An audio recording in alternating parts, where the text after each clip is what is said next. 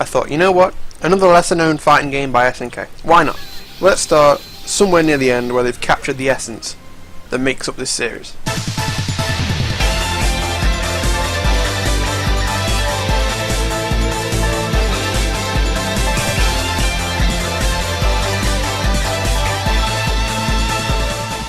This is my genuine first impression, recreated, like on Watch Dogs or Fox News with the bear.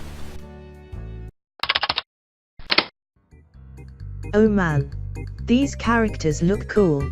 Oh, what is this? A stripper archer girl. Why is she in the game? I don't like characters like this, the stripper archer girl. It's not good design. It's very deliberately sex appeal, for the sake of it. As an example, on the other hand, Cammy. Cammy is because she's a parody of a gymnast. They wear the same thing, a leotard. That's her shtick. She's quick and agile. She flies through the air and moves quickly. I mean, how else would a 5'4" little girl fight the Zangiefs and Balrogs of the Street Fighter world? Cheating. But Cammy's intelligent design doesn't stop there. She's not just a gymnast. She has military apparel mixed into. The heavy boots, the camo paint, the beret, the gauntlets. Well, I mean, I don't know what the gauntlets are about, but let's ignore the gauntlets. It doesn't make any fucking sense, but it's brilliant because of how little sense it makes. Regardless of how skimpy her leotard is, she'd be a memorable character. That's Cammy's, like, just how good a design is. It just so happened that Mai existed before Cammy did, and that's why they ended up in this game of sexy chicken.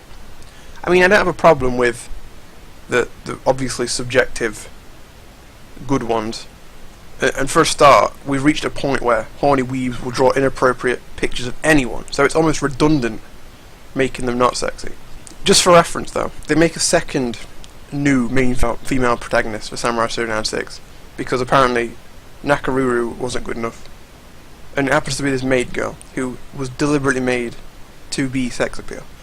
They describe it as the word amorous, and that's the proof, that's all the proof you need. Oh my god.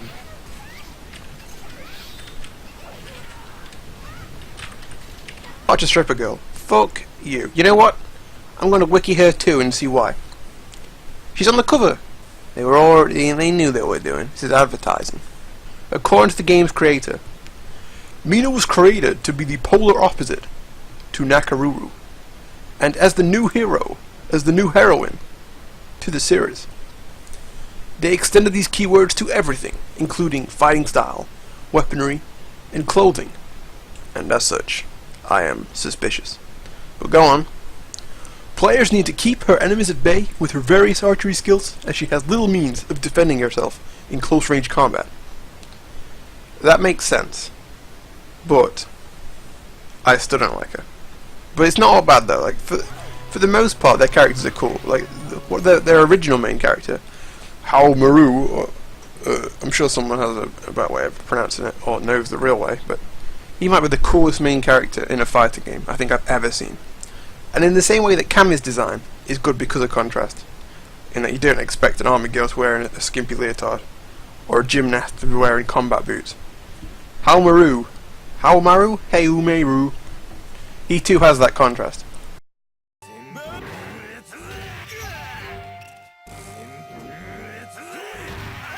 When you hear samurai, you think honourable, disciplined, controlled. And what's this fucktard got? Wild spiky hair. You Google image that shit and Guy Fieri and Miley Cyrus comes up. The last samurai associatable people on the planet.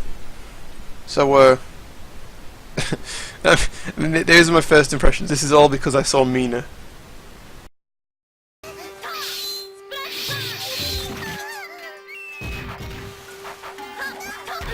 Samurai Shodown's history. Why don't we know more about this game or series? Why isn't it as popular as Counterbot series? Well, maybe the date of its birth has something to do with that. The game and series was initially released in 1993 with 3 sequels annually released until 1997, which, you know, makes up Samurai Shodown 4. Do you know what else was released in those years? Darkstalkers. And that might be my favourite fighting game. It was doomed from the start. Also within those 4 years, probably every other fighting game you know today, fuck, everything. Everything was made in those 4 years. So even with a niche of a slow paced battle and having like Japanese visuals and SNK and shit, it was going to struggle. I mean, I'm joking, obviously. Like the game's as dead as Darkstalkers. Darkstalkers is as dead as Samurai Shodown. And on annual releases, I give EA and Activision stick for them in today's era of gaming. I'm not a fan of that, but I guess most of the costs of Samurai Shodown's annual releases would have fallen on the arcade owners more so than the general customers. So it's not bad back then, I guess. But that can't be the sole contributor, an awkward release date that put it in the heat of competition. You know, it looks good, it has a good atmosphere, a solid varied roster, and other games from the same era are still around and kicking up a very small storm under a very small rock in a very hidden place. So gameplay.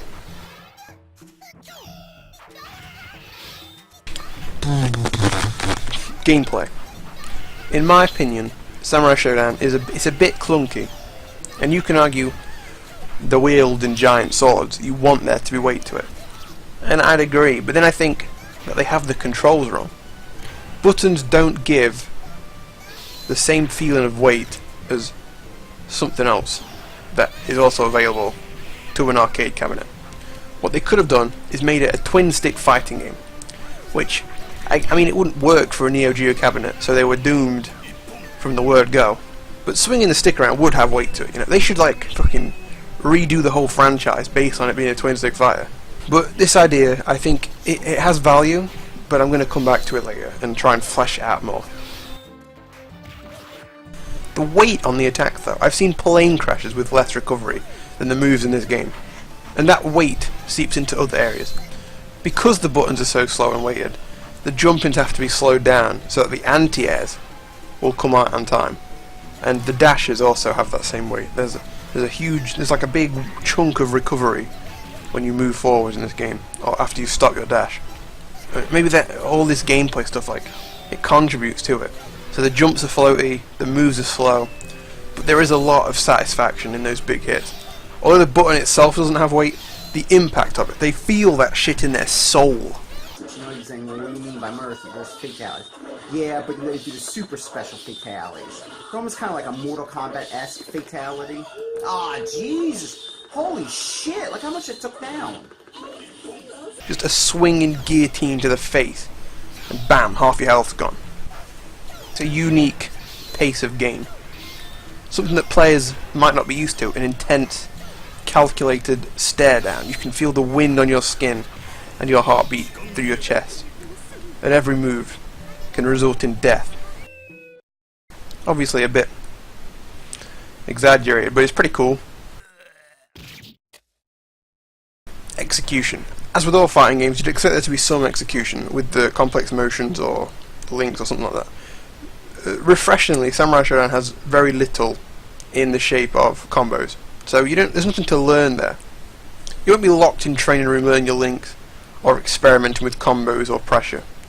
It'll be fucking A-B for a buttload of damage, or A into a special move for a general punish for things. You can't even combo on jump-ins. It's kind of neat having a game that rewards jump-ins with nothing. There's only punishment for jumping in this game. However, though, within the execution, there are some weird motions. I had never seen this upside down picnic table motion before, for one. I mean, I don't know how they came up with it. It's like they channeled the ghost of Picasso to create such a motion. What the fuck?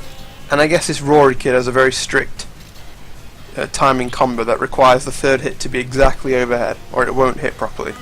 I mean, you don't have to play the giant troll creature or Rory the Fist Ninja if you don't want to, so it's not a real issue. You know, you can keep it simple still, and you won't be missing out on too much, I don't think.